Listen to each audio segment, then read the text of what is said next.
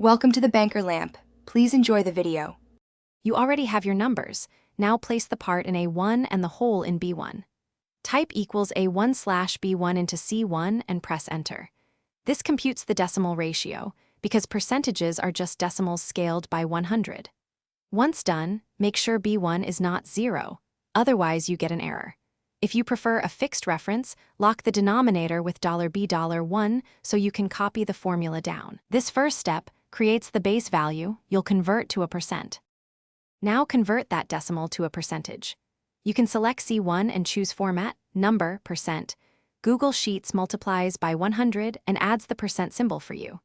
Or, if you want control, change the formula to equals A1/B1*100 and keep the cell as number with 1 or 2 decimals.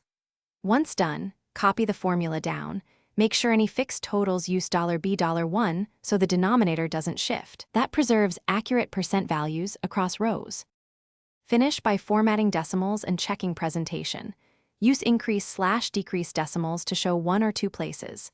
If a denominator can be 0, protect the formula like equals if, B1 equals 0, A1/B1 so you avoid divide by 0 errors. Once done, convert to percent format.